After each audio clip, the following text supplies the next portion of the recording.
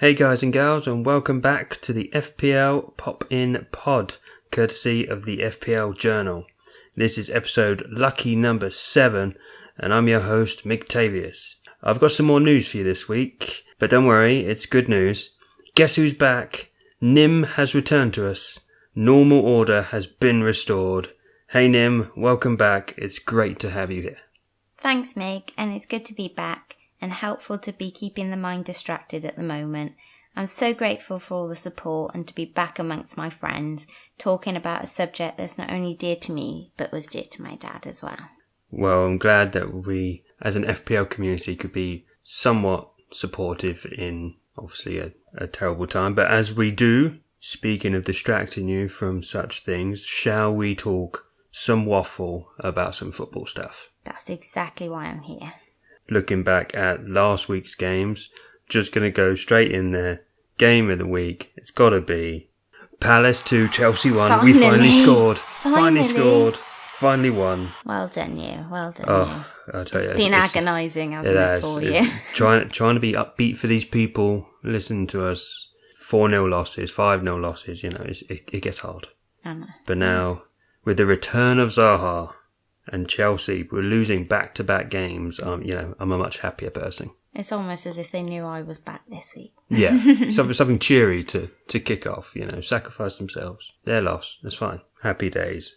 And I can sigh a big relief that there's no more extending of records of not winning. Very true, very true. But obviously there was another big game. There was indeed, and that was the Man City versus Stoke game. Yeah. City absolutely smashing Stoke 7-2. City playing FIFA 18 on easy, obviously, or PES 2018 if you're that way inclined, if you know there what I are mean. some of them out. Is it time to triple up on City players, do we think? Probably. Or at least grab as many as our budget allows. Well, yeah, they are getting quite expensive quite quickly now. Yeah, they're rising quickly. They looked really strong midweek as well, especially attacking. They've already scored 29 goals in 8 league games. That's as much as they scored in the whole of the 2006-2007 Premier League season. It's ludicrous. I know, it's crazy. They're averaging about 3.6 goals a game. God, I'd wish to have that. That is just crazy stats, isn't it?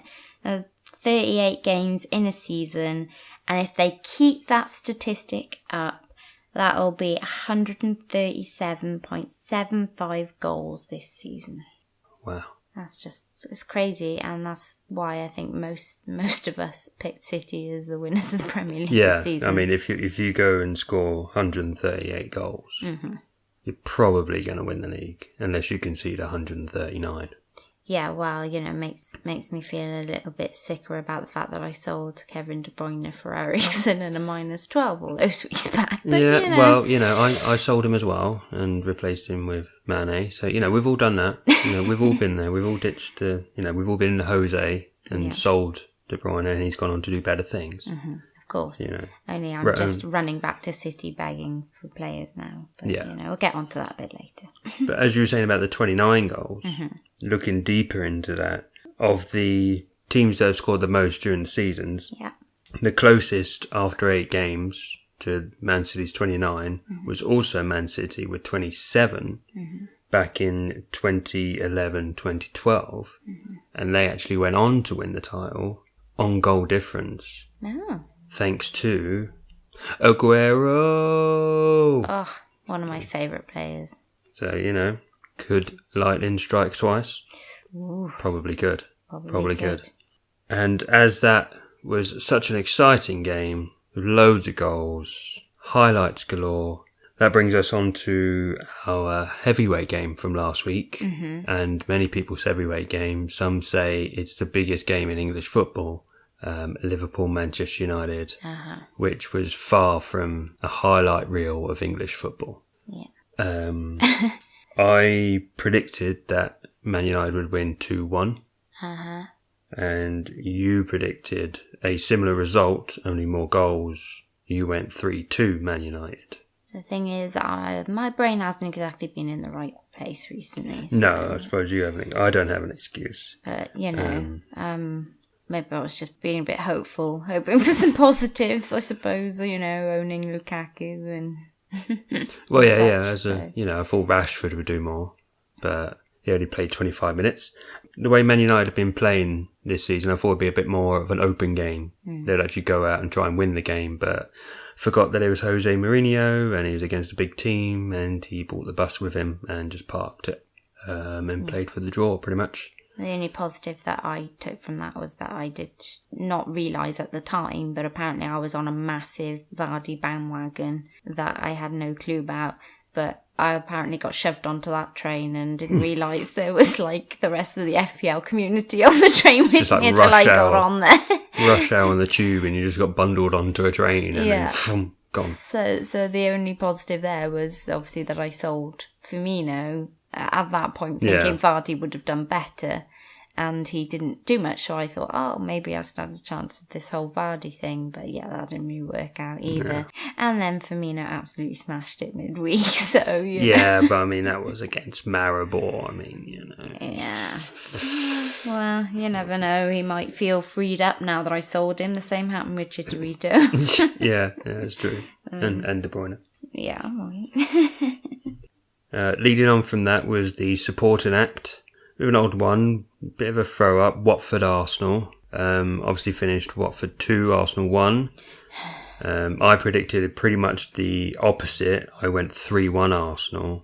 You were a bit more conservative. Yeah. You probably saw more potential in Watford than I did, and you went for a Desmond Tutu. Yeah. So you were quite close there. It's just Arsenal let you down on a number of levels. Yes.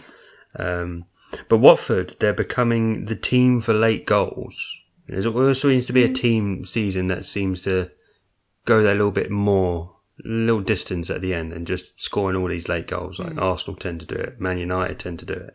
So far this season, Watford have scored. Last week they scored in the 92nd minute, the week before the 95th, the week before that in the 90th. Wow. In the League Cup, they scored in the 95th minute. In game week 2, they scored in the 86th, a relatively early one, that one. And in game week 1, Britos scored in the 93rd minute. So, pretty much every game they've played this season, they've scored some goal in stoppage time. So, if you got Watford players and they haven't scored and the final whistle's coming up, don't worry, they'll probably score. I think what I thought with Watford is that they are looking much more like a team this season that is happy to play until the last whistle. Like they will just think, right, we can grab something here, and they're playing with that kind of confidence this season. And I just kind of thought against Arsenal, a team that often can kind of think, we've won the game and sit, happy pretty. We're not City, for instance. We've scored this many goals. We'll keep going. Who smash them 6 or 7. Arsenal tend to go.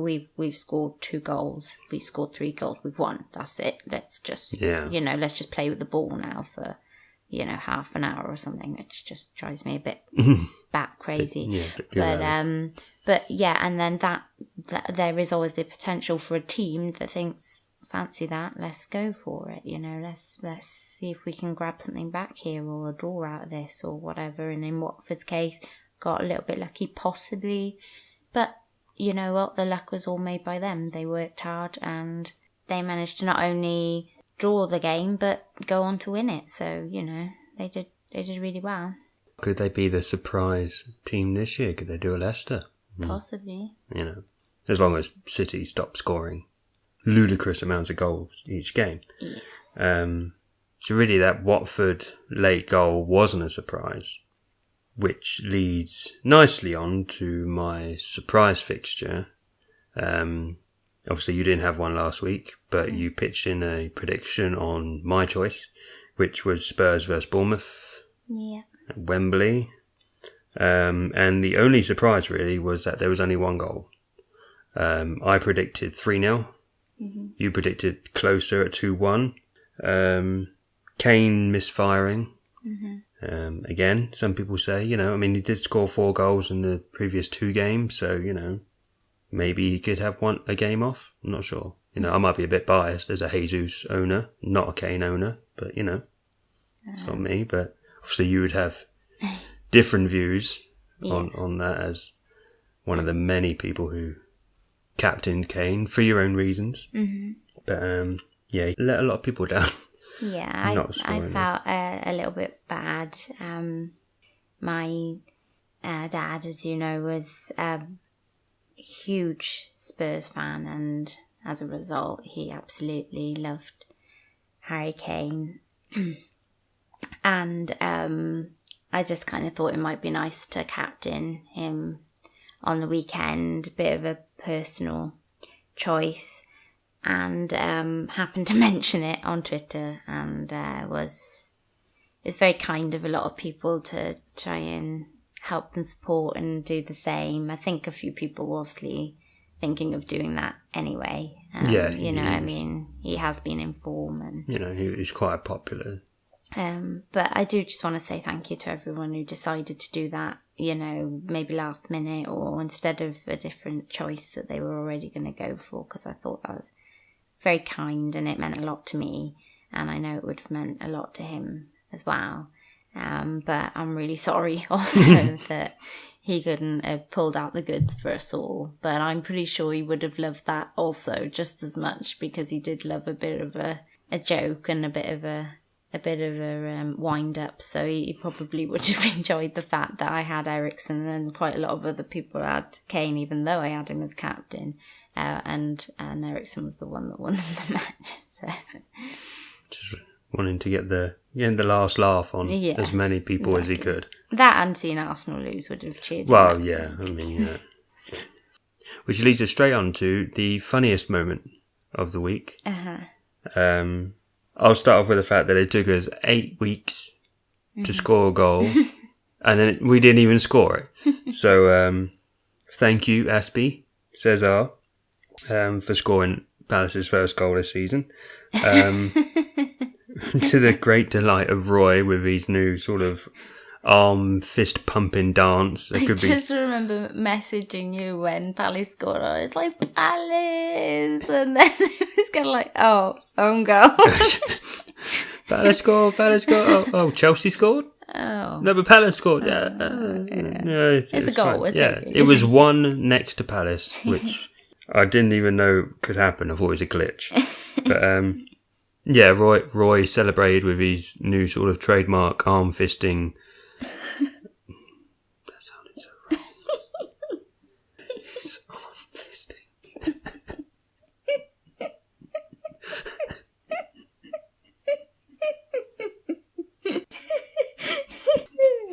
Yeah.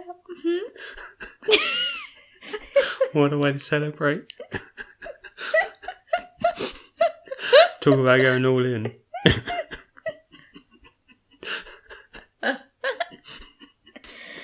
I should leave that in.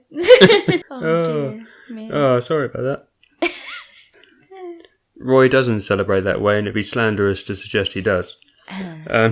No, he dances with his arms, with clenched fists, dancing about. It could be the new Pardew. But yeah, before I get that image back into my head, you go with your funniest moment. Yeah, so my funniest moment was Leroy Fer. He's on the attack and he keeps the ball in and takes out Lossell with a jumping thigh attack. The whistle blows for a foul and jogs over and passes the ball into an empty net just in case the whistle isn't for him. Gets a yellow card. That's a classy professional, that is. Yeah. You're going to love that. Just take out a player. Yeah. It's a foul. Oh, that might not be for me. Yeah. Just score just in case. Just tap that in just in case. Well, you never know. Stranger things have happened. That's true. In football. It could have been someone in the crowd. Yeah. It could have been his own whistle, just trying to trick someone. Maybe didn't hear it. Did the whole la la la. Yeah. Singing in his head. Thinking about Roy Hodgson. And he ended up getting a yellow card for that. And thankfully, I'd already sold him by then. Right. So I didn't have to have that. So he didn't contribute to my points total this week. That's good. With any minus points. This week I got 62 points, which leaves me overall 451 points, which sees me 400 outside the top 400k, which is which I'm quite happy with at the moment. It's okay. I'm going with that. That's good. It's probably higher than I've been for quite a while. Could have been better. Like I said earlier, I thought the Liverpool-Man United game a bit more open. I thought De Gea might concede. So I put Elliott in, and that backfired hugely because Elliott got 1 and De Gea ended up keeping clean sheet, bonus points to get 9 points. And I won't be doing that again. And Carroll, who is an ever-present on my bench, got 8. Yeah, same here. So I could have had like 15 extra points and 77, but I'm happy with 62. 62. How was your? You can just skip over mine. Just skip over it. Just straight to the players. I can do that. Just a lowly 36 points for me. I don't have any City players, which we'll talk about a bit later on. So I think that really hurt my points this game week. Overall points 397, so falling quite a fair bit behind you. Not a massive amount, but enough for it to hurt at the moment. And I'm about 2.1 mil rank. So just like you, I had Carroll first on my bench with 8 points. So I played Moon Man instead. I don't know what I was thinking there, but there you go. Well, they had a good fixture because I put Lerver in against Swansea. Obviously, he only ended up playing like 9 minutes, so Swansea ended up doing better. So it could have been better. But I think one of the contributing factors to me doing so well this week and you not doing so well this week was obviously the captain choice, because like you went with a large majority of people. I mean, he was. For the first time, he was the most highly captained player of the week. I obviously don't own Kane, so I went with Jesus, which obviously paid off much bigger rewards, grabbing 2 goals, 3 bonus points, 26 points as captain, which was actually a late captain switch because it was on Lacazette for the whole week. And then I kind of had some sort of panic. Oh my God, just put it over to Jesus, which was great. And that makes him my star man of the week. Nice. Yeah, no, I definitely went with my heart there. Yeah. Well, I mean, you had bigger reasons to pick him as a captain rather than just I need to put him as a captain. I don't usually. I'm usually I tend to try and not bring emotion into it too much, which is why I have like 0 Arsenal players in my team, because I know it makes more intellectual sense at the moment to not have Arsenal players in the team, Plus I just, it's debatable whether I actually still want to be a fan of theirs, but but yeah. Palace are still open. I tend to with FPL try and think with my head rather than my heart, but yeah, emotions got a little bit best of me this week. But my star man, you won't be surprised to hear, based on that, was Eriksen.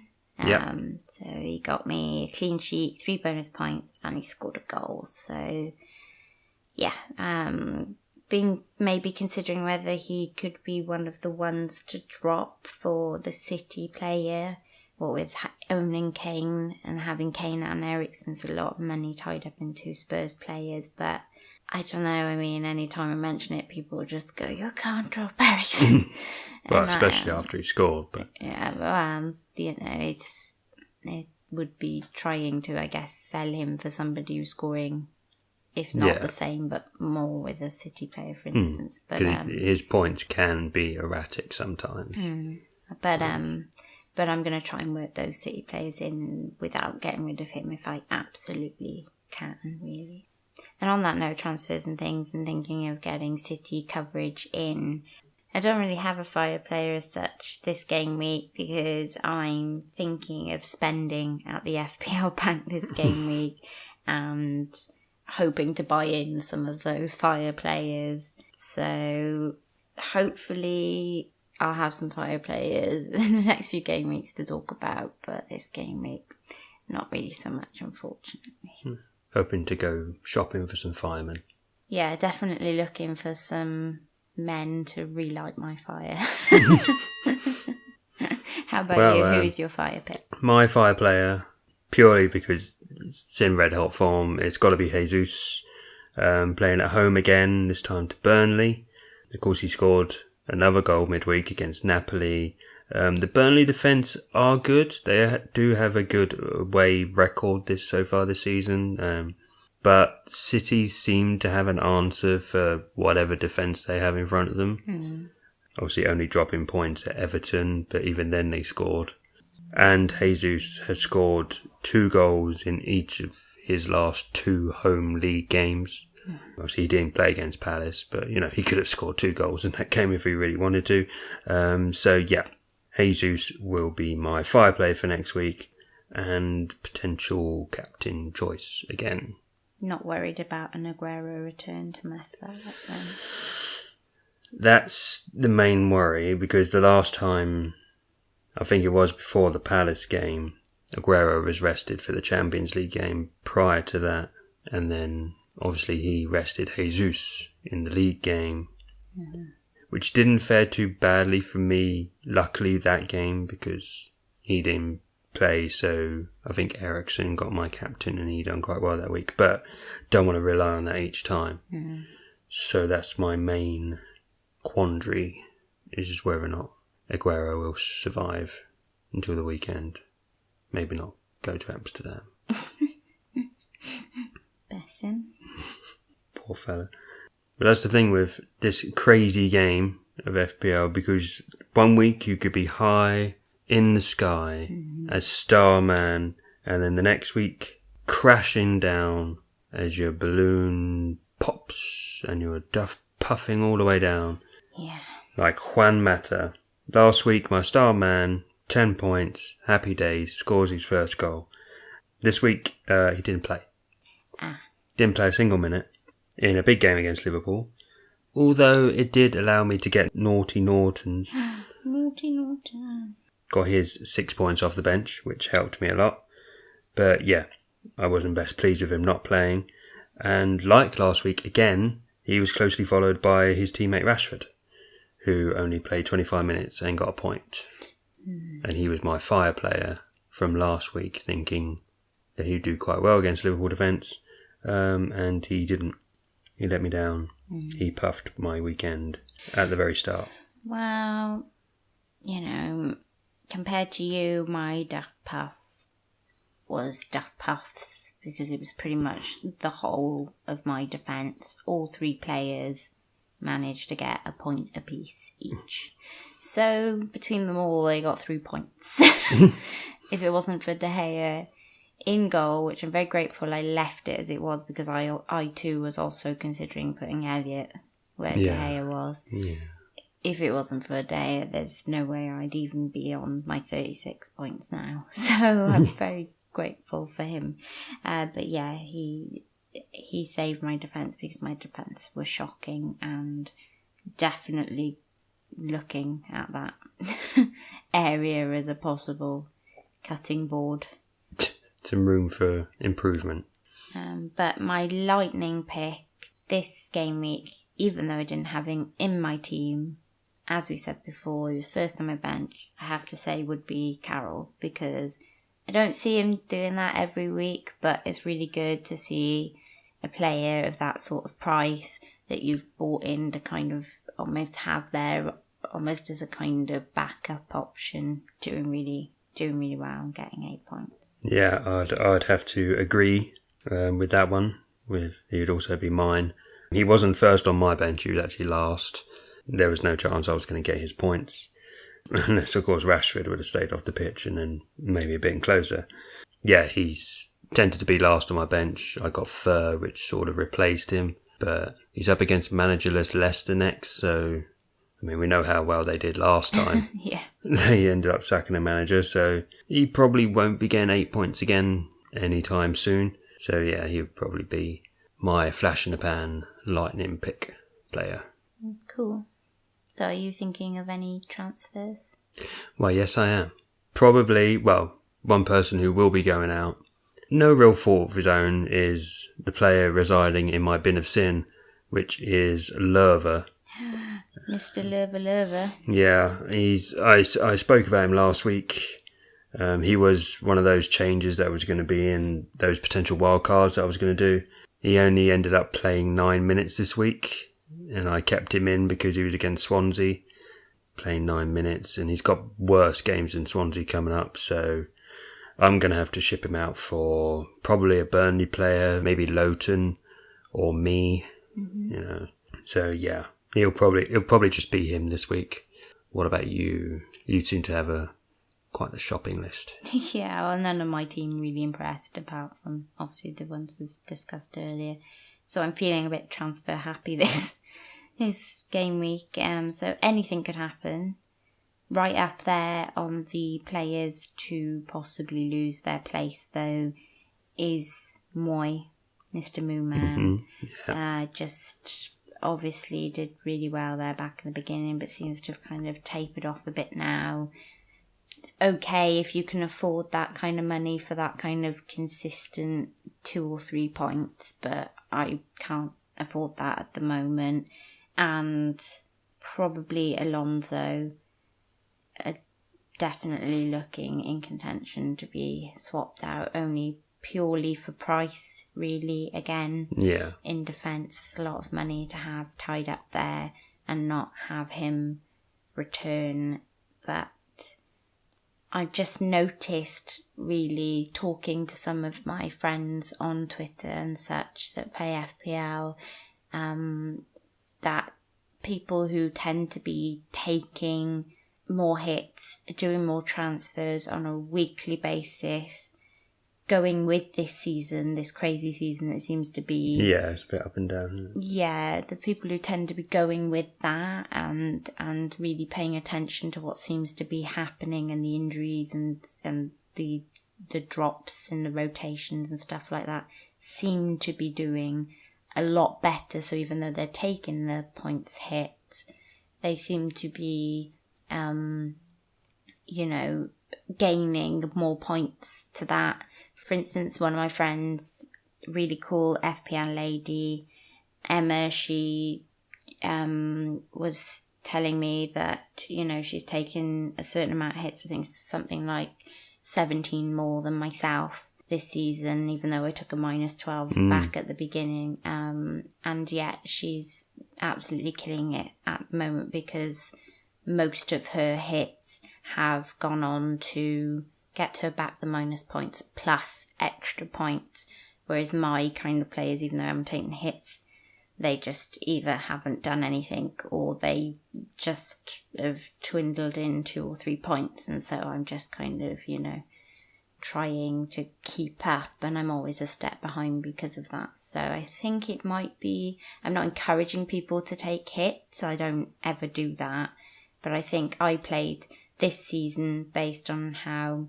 Ben Crabtree, the winner of FPL last season, that's what was my hope was. I'm going to come in, I'm not going to make any transfers if I can help it, no hits, keep them as minimum as I can. And I just don't know if, unless you've really set up your team perfectly at the beginning, I just don't think this is the season to really, to do that, really. I think you've got to maybe roll with the punches a bit more this season. Yeah, I think there's definitely people going hot and going cold on a nigh-on weekly basis. So between the injuries and the rotations and that. Yeah, there's a lot of weird injuries this year, cars and stuff. Yeah, so there could be a lot of movement in Team T&III this week. Yes. Keep an eye out for that. Definitely. And keep an eye out on the FPL Journal League, of which hasn't got a new leader. Luke is still riding high at the top, aka nice to meet you. He only got 46 points this week, so he didn't have a stellar week, but he's still got 528 points, and which actually ranks him just outside the top K, the top 1K. Wow. It's like 1,200. Oh, well done. Craziness. Standout players this week: Gross, Fabregas, Jesus. I'm currently 31st Ooh. this week. I know. There's a green arrow, people. Green arrow alert. This is just coming up rosy for you. It is. I had a rosy week. Unfortunately, you dropped a few. Yeah, 115. I don't like to take the spotlight off of others. I'm not a greedy person. No, you gotta let people get ahead of you, so it just hurts them more when you drag them back and go past them. The hope is still there. But if you want to join the league, obviously the codes are on the Twitter page and they are in the description of all of these podcasts and videos and such. And don't forget, there's a mystery prize to the winner at the end of the season. A mystery prize. Ooh. I must pop Emma's Twitter handle in the description too. Yes.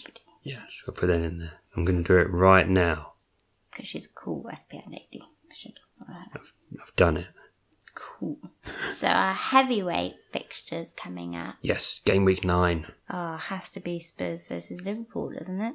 Well, yeah, you would think so. The Spurs, Liverpool, Wembley Stadium. Kane, Wembley curse. Me having sold Firmino probably means Liverpool will win.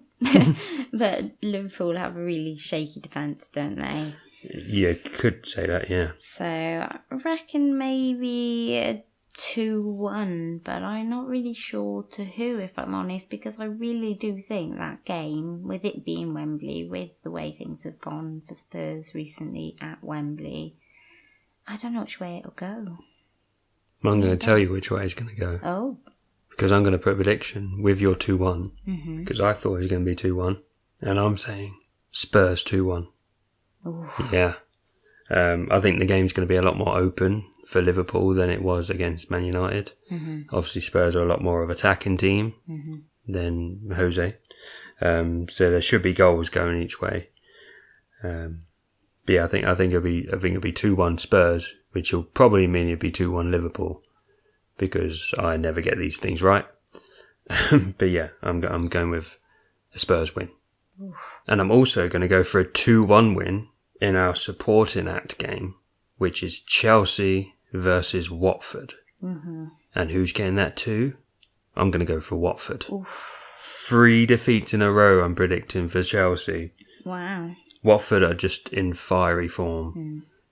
Chelsea looking they're looking, I don't know what defence they're playing, because they're looking shaky. I mean, we're recording this after the Champions League game, of which they drew 3-3 with Roma, so they've conceded another 3 goals. Oh my gosh. I didn't actually know that Roma had scored the 3 goals. Yeah. Wow. So, Watford could score at least 2. Maybe another penalty. Oof. Awkward. Oh, I was going to say I expect there to be goals in this, especially with Chelsea off the rebound with Palace. Watford bringing it to Arsenal. They really will be up for a fight for this one, especially seeing Palace do the business. So I really think that this should be a good game and there should be lots of goals. So I'm actually going to go a lot higher, and I'm going to say 3-2, but I'm going to go to Chelsea, I think. Ooh. I think they might just edge it. And know my luck, it'll probably be Alonso goals after if I sell him. Because, at some point that man has to bang in a load of goals or get a load of assists, and it'll probably be the week that I sell him. So Probably. Yeah. Probably. So if you just let me know. Well, he's still in all my draft team, so I'm just kind of hoping that puts him off. Yeah. But, what can I say? But who's your surprise fixture going to be this week? My surprise one is the Friday night fixture. There's a game Friday night, and that's West Ham versus Brighton. Sounds like an exciting game, I know, but listen closely. All right. In the 2 previous Friday night fixtures this season, there's been 10 goals. Oh, didn't know that. Obviously, we had that crazy one at the start, the 4-3, and then there was a 2-1 with Bournemouth, I think. But yeah, so I'm predicting there's going to be more goals under the lights at the London Stadium. I'm not predicting a winner, because I think it's going to be 2-2. Okay. Because both teams have pretty much an identical record this season of 2 wins, 2 draws, 4 losses, and only a couple of goal differences. West Ham -6, Brighton -4. But you always come at me with these stats about what's happened previously in these games. And I'm not being funny. I don't want to call you out on it, but it's made no difference. We've gone with them. We've gone with them on our judgments in our picks of our predictions every week so far, thinking, oh yeah, well then we should probably go for so and so. Yeah. And it made no difference. Oh, I know. It completely mean nothing, but it just makes me sound like I know what I'm talking about. Just holding out for that one time when those stats will actually. And one time I go like, oh, they've had 2-2 results from the past 3. It's going to happen again. And it happens, and then I sound like a genius. Ah, I see. That's clever. See, I should think about doing if you just get everything wrong and then get one thing right, it's like Palace. No one's remembering all those losses. It's just we beat Chelsea. And on that, my surprise fixture is actually Newcastle versus Crystal Palace. Oh, I know. Wow. What a segue. I know. I thought that was pretty good. And I think there should be lots of goals here too. Zaha is back. He's on fire, and he looks to be the one who's going to kind of grab Crystal Palace by the cojones and get them moving again. And careful. Newcastle are not afraid of attacking themselves this season. Yeah, literally fighting in the training grounds, but leave that alone. Yeah. So I'm actually going to go with Desmond on this, and I think it could be a 2-2. Oh, so both our surprise fixtures are both 2-2s. Ah. Mm-hmm. 2-2s. 2 Desmonds. Double Desmonds. Double Desmonds. Desmond double. But they still have goals for us FPL fans. Yeah. It's all goals. Maybe not clean sheets. No. But, goals are more enjoyable to watch than a clean sheet, I think. It would, yeah. Especially Palace goals. Get in. So those are our predictions for next week. And just before we vacate, we've got some limericks. A little bit of light poetry, just to ease us off. Yeah. Ease us back in. Lift the spirits. I've got a couple here. I believe you've got one over there. Shall I go first? I think I'll go first. I'm just going to put it out there. I may have asked you, but I answered myself. Who cares? Let's go. This is from Ross. He sent one last week as well. The guy's got to write a poetry book or something for Christmas. Knock Jamie Oliver off the #1 chart. Okay. Yeah. Let's go. All right. There was a lad who was put on the shelf because he had no belief in himself. Now under Pep, he's grown step by step. Who is this kid? Fabian Delph. Ooh. Boom. Wow. That left back. Yeah. Fabian Delph. Well, actually, the other one I have as well is from Ross, and we'll leave his Twitter handle in the description as well. Of course. But also about City, so he has a thing about City, obviously. It does, yeah. Well, there's a lot to write about with City. Yes, true.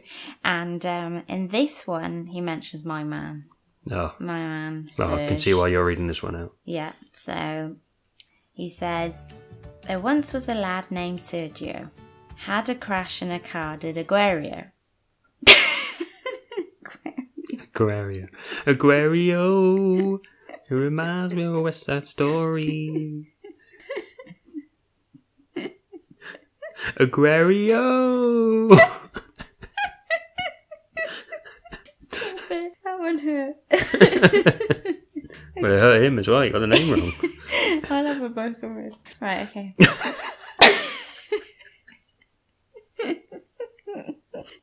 Oh, put your belt on.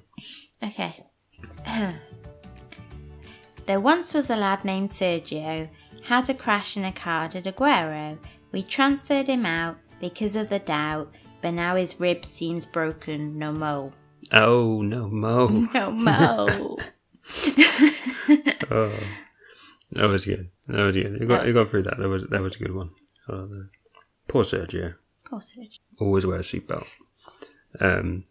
I've got one that's not from Ross. Ooh. Yeah, only the 2 this week. He's slacking.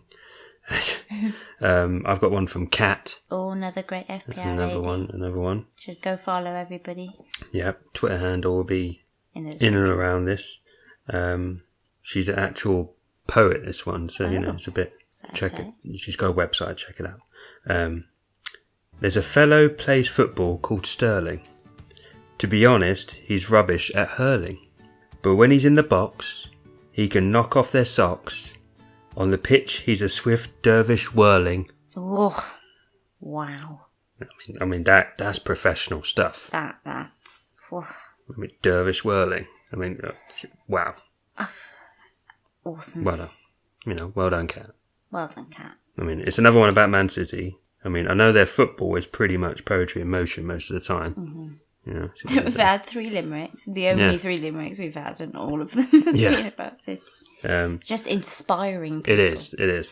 I have one that I've written, which I just want to squeeze in before we go. Okay. Because it's not about City. Okay. Okay. I'll just quickly squeeze this in. Palace's start could be described as shaky. 9 goals shipped to United and City. After the 7th game week, it was looking pretty bleak. Then we only went and beat Chelsea. Very good. Oh.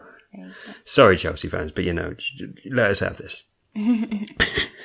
And so we better go before we start getting hate mail from Chelsea fans. It's true. And before we go, I just want to say thank you for helping cheer me up. You've been you've made me have a little giggle here tonight, and that's been really good. So. Made yourself giggle most of the time. You should have heard the stuff that was cut out. You don't want to hear that. I'm gonna have to do an outtake sometime. But there's no worries about it.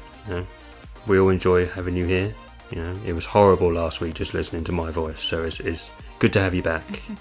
And hopefully we can keep the laughter going throughout the season. We're keeping it on Twitter at FPL Journal blog. I'm at Octavius. She is at T&III TV. The website is fpljournal.com. Obviously you can check Nim out on a YouTube channel, which we're getting back to within the next couple of weeks or so, but there is an extensively excellent backlog of videos on there to watch, including this podcast, hours of entertainment on that channel. You can also find the podcast on iTunes, SoundCloud, Stitcher, all those wonderful things. And don't forget, guys and gals, to keep popping. #keep popping.